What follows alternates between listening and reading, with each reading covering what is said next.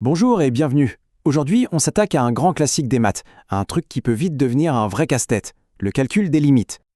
En général, pour trouver une limite, c'est assez simple, non? On prend la valeur, on la met dans la fonction et hop, le tour est joué. Sauf que, parfois, ça ne marche pas du tout. On se retrouve avec des résultats bizarres, des non-réponses comme 0 sur 0. Eh bien, c'est exactement ça. Une forme indéterminée. C'est un peu comme si les maths nous disaient « Attends, pas si vite ». Ce n'est pas une impasse, c'est un indice. Ça veut juste dire qu'il faut creuser un peu plus pour trouver la vraie réponse. Alors, qui sont ces fameuses formes indéterminées? On a les plus connues, 0 sur 0, l'infini sur l'infini, mais aussi l'infini moins l'infini, ou encore 0 fois l'infini. Pensez à elles comme des énigmes. Et la bonne nouvelle, c'est que pour chaque énigme, il y a une solution, une clé pour la déverrouiller. Allez, c'est parti. Première section, on va voir la solution par factorisation. C'est la technique de base, super efficace pour les fractions de polynômes qui tombent sur ce fameux 0 sur 0. Alors, comment ça marche? C'est une recette en 3 temps. D'abord, on factorise en haut et en bas. Le but, c'est de décomposer les expressions. Ensuite, on cherche le petit malin, le facteur commun qui cause le problème du 0 sur 0. Et une fois qu'on l'a trouvé, on le simplifie. Et voilà, la voie est libre. Il ne reste plus qu'à remplacer x par sa valeur pour enfin trouver la limite. Regardons un exemple concret. On a cette limite qui, au premier abord, nous donne 0 sur 0. Panique à bord? Non. On factorise.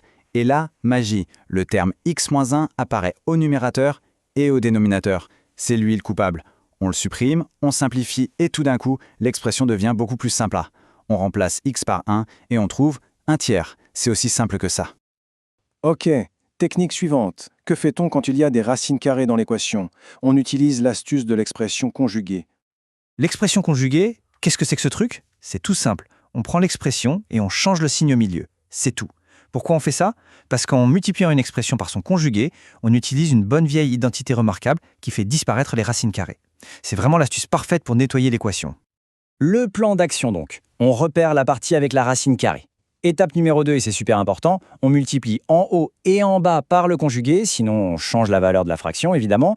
Et là, le nettoyage commence. On simplifie, le terme qui posait problème s'en va, et il ne reste plus qu'à calculer la limite tranquillement. Prenons cet exemple qui a l'air assez compliqué, on va dire. Racine carrée en haut, en bas, et bien sûr, ça donne 0 sur 0. Mais avec la méthode du conjugué, on transforme ce monstre en quelque chose de tout à fait gérable. Le résultat final? Moins 3/2. C'est la preuve que cette technique est vraiment puissante. Bon, maintenant on sort l'artillerie lourde, la règle de l'hôpital. Si on est à l'aise avec les dérivés, cette méthode est une vraie révolution. En gros, la règle de l'hôpital, c'est un peu le couteau suisse pour les formes indéterminées 0 sur 0 et infini sur infini. Comme je le disais, si les dérivés ne font pas peur, c'est une technique d'une efficacité redoutable. Alors, comment ça marche? C'est ça qui est génial.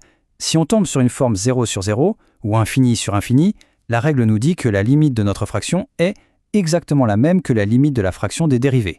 On dérive en haut, on dérive en bas, et on recommence. C'est simple, et ça marche. Changeons un peu de décor. On oublie les limites en un point précis, et on regarde ce qui se passe quand x devient immense, quand il tend vers l'infini. Là aussi, il y a une astuce. Pour les fonctions rationnelles, c'est-à-dire une division de polynômes, il y a une règle d'or. Quand x tend vers l'infini, seuls les poids lourds comptent, c'est-à-dire les termes avec la plus grande puissance de x. Tout le reste devient complètement insignifiant à côté. On peut donc tout simplement les ignorer. Ça simplifie le calcul d'une manière incroyable. Concrètement, ça veut dire quoi? Ça veut dire qu'on prend cette fraction compliquée et on la remplace par une fraction beaucoup plus simple, avec uniquement le terme de plus haut degré du numérateur sur le terme de plus haut degré du dénominateur. Le reste, poubelle. C'est un gain de temps phénoménal. Bon, on a vu pas mal de choses. Il est temps de tout rassembler, de synthétiser ça dans une sorte de boîte à outils pour savoir exactement quoi faire et à quel moment. Voilà le résumé. C'est un peu le guide de survie face aux limites. Si on a une fraction de polynôme qui donne 0 sur 0, on factorise. S'il y a des racines carrées, l'expression conjuguée est notre meilleur ami.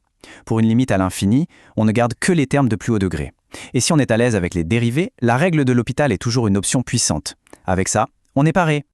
Finalement, on se rend compte que ces formes indéterminées ne sont pas des murs infranchissables. Ce sont juste des portes fermées à clé. Et maintenant, on a le trousseau. La seule question, c'est de savoir quelle porte on va ouvrir en premier.